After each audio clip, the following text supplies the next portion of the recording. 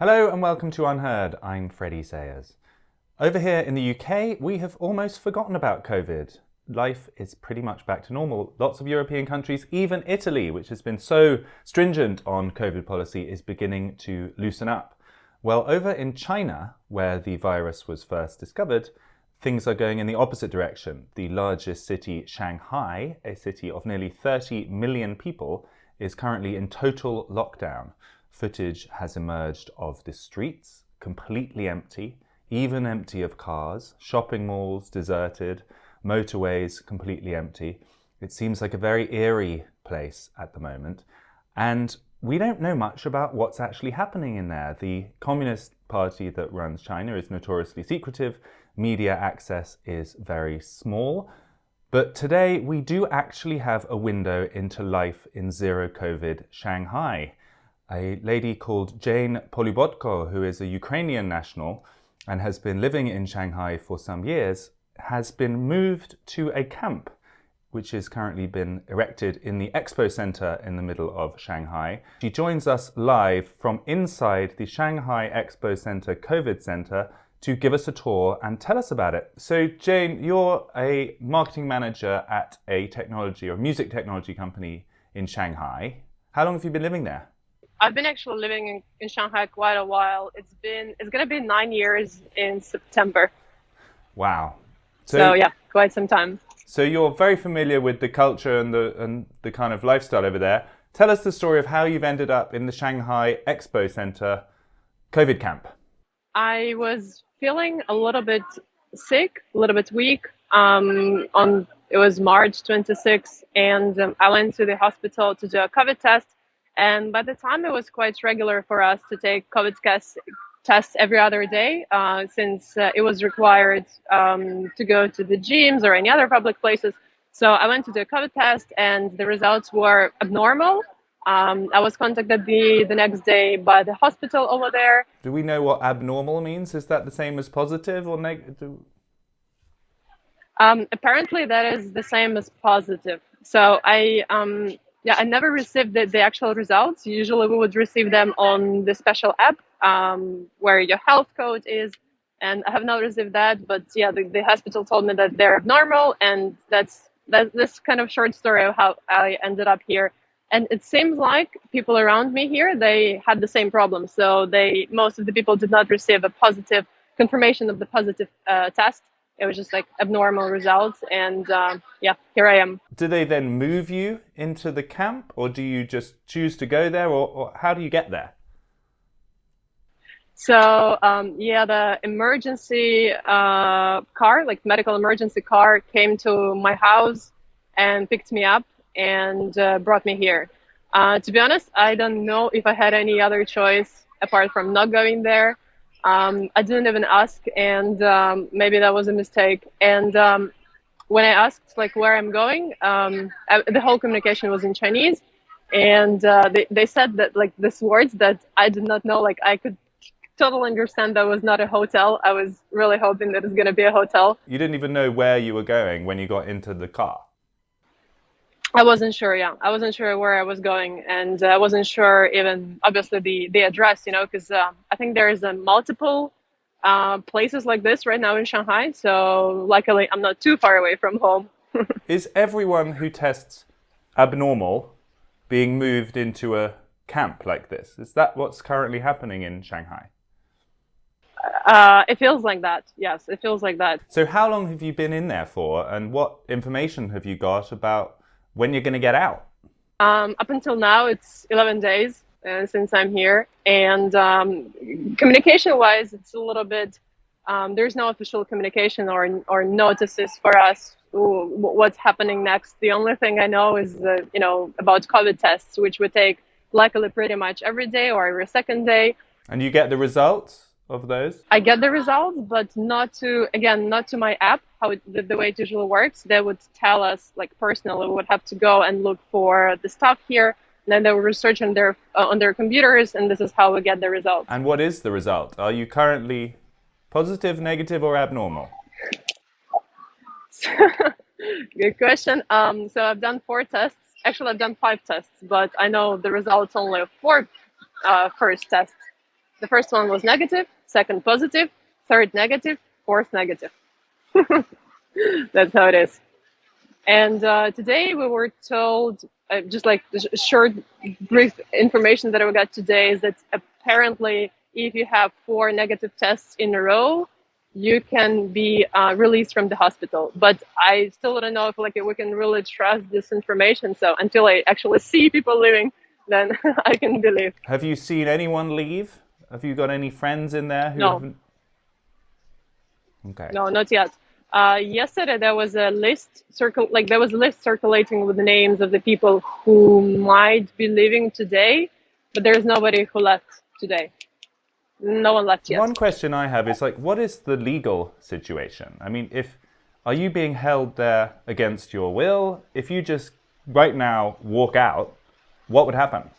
I'm pretty sure that there will be legal obligations if I just like walk out from this place, and it's not that easy because although we can go sometimes outside, like when they let us out, or all the COVID tests are happening outside, but there is a fence. So I would have to climb the fence, and that would definitely attract so many, people with their phones. Are there guards at the exit? There's no actually guards, but there's medical staff in around here which do like different types of jobs. Like they do cleaning, they provide us with information. But the actual guards, not sure. So give us a sense of what life is like inside this building. It's the Expo Center, right? So it's a huge collection of buildings that's normally used for international shows and those kinds of things. They've turned it into this vast complex. Exactly. That's what this place is.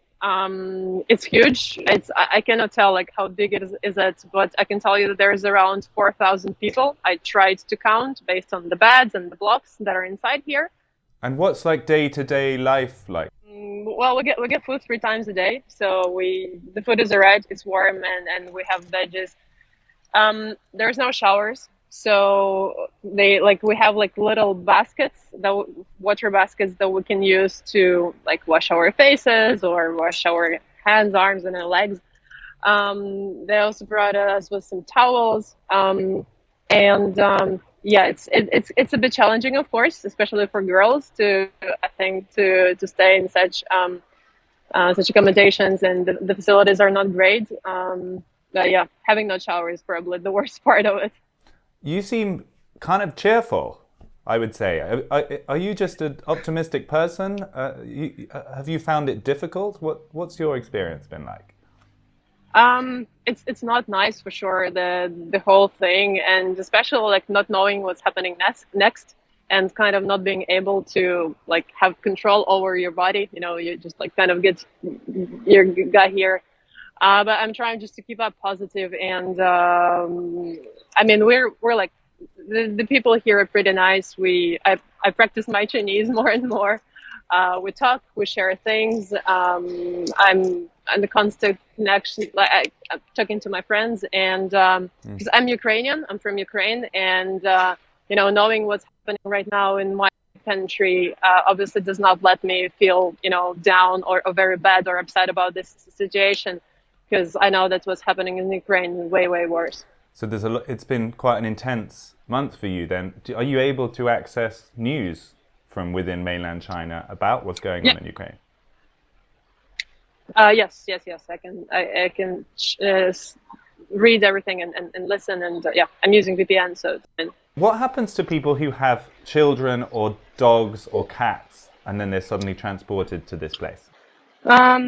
So I have a cat, for example. And what I did is when they told me that I have to leave, I called my friend, and she came to the gates of my compound because she could not walk inside, and I was not allowed to walk outside.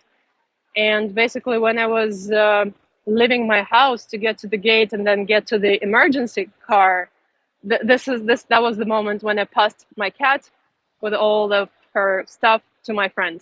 So I had to do like this kind of special operation there. So Shanghai is totally in lockdown. Give us a sense of what life is like outside the camp at the moment. To be honest, I've been here for so long. I got here before the whole city was on the lockdown. Right. But I know that yeah, people just staying inside at homes. They also get tested pretty often, and the owners of pets are not allowed. The owners of dogs actually are not allowed to go outside to walk the dog outside. So the dogs have to do all of their things inside the house now. So this is the zero COVID strategy that China is the kind of inventor of. How's it going? I mean, before this spike, it was actually we could say it was zero COVID before the spike, and the only things that would remind us about COVID was just masks in the public transport, or like scanning QR codes, your health codes to get into the public place, and very high prices of the flight tickets. Right now, it's hard for me to say because I think it's too early to estimate. Like, I don't know how long this whole thing is going to last, and what are going to be the consequences of this whole situation. It doesn't seem like it's zero COVID inside the expo center anyway. No, I mean right now Shanghai is definitely not a zero COVID, and every day the numbers of asymptomatic cases are actually quite high, and the ones with the symptoms are around I don't remember, 300, 400, 500, something along those lines. Are you able to give us a bit of a tour, do you think? Can you pick up the phone and give us we'd love to look around. Can? Yes. Just wait a second. If you flip the camera around. On. Yeah. So it's So you've got like a little cubicle. Are... You've got a cubicle with a number on it. Do you know your number? Let me check. Yes, I'm 136. There we go. Mm-hmm. Got it. So okay, so these are your neighbors. These are correct. These are my neighbors, and are they within the same family? This is my number. Are people? I don't think so. No. So it's just two people per cubicle. Correct. And I think the only people who can stay together as a family is kids and their parents. I mean, I observed that there are no walls, so for a respiratory virus, it doesn't seem especially conducive to no infections. I mean, that seems like you're in the middle of somewhere with quite a lot of COVID floating about. That's correct. And we share the same sink, same bathroom, so yeah, it doesn't... So if you didn't, not necessarily very effective. If you didn't have COVID before you arrived there, you probably will get it while you're there. Very likely. Yes. Okay. But it's huge. You can see that over there people put some blankets, like to make kind of walls. Yeah. And then are there other areas? Right now, are there other areas for, I don't know, recreation or? Well, this is like the main area, and then we have area with the sink, like multiple sinks, and bathroom area with portable, transportable bathrooms.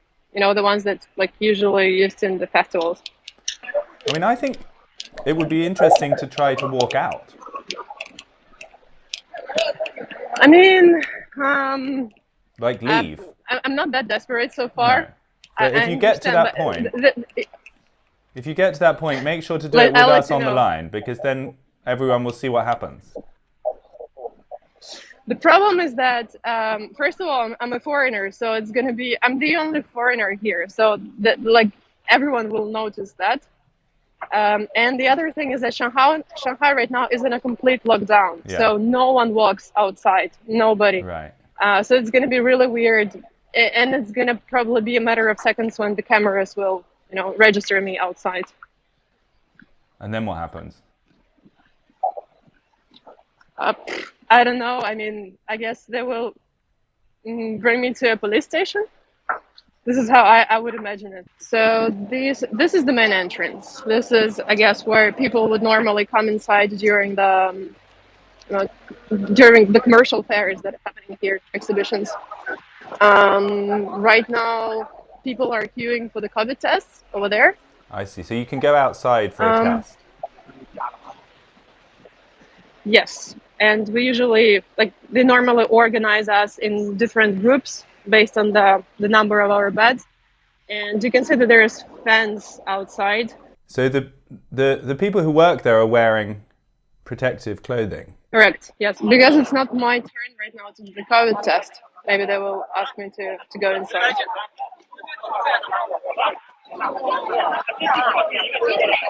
That's how it is.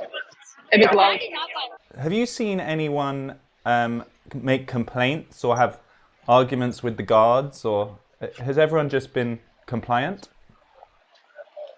Yes, that actually happens a few times already. The first day when I just arrived here, there were like a lot of people complaining to the medical staff here, and actually the video of them complaining that went viral all around the Chinese internet. And a few days ago, I think again people were complaining, and because a few days ago there was already our 9th, 10th day, and people were really like not satisfied with the fact that we're still here. And right now I feel like the vibe is people are getting more and more annoyed staying here such a long time. What will you do if you're still there in a week's time or in 2 weeks' time? That's a good question. I've tried to reach out to Ukrainian consulate today. Let's see if there is anything they can do. In any way they can help me to get out. However, I was told by one of the journalists that diplomats unfortunately cannot do much right now within this situation. So I don't know. I really hope that I will be out in 1 week time from here. Well, Jane, thank you so much for giving us a tour, and make sure to stay in touch and let us know how it goes. Sure. Thank you very much.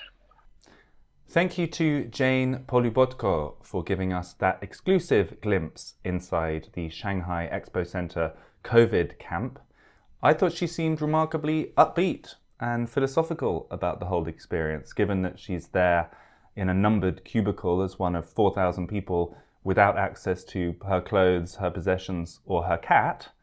But I suppose being from Ukraine and seeing all of the terrible events happening in her home country, it is all relative. Thank you to her for showing us around, and thanks to you for joining. This was Unheard.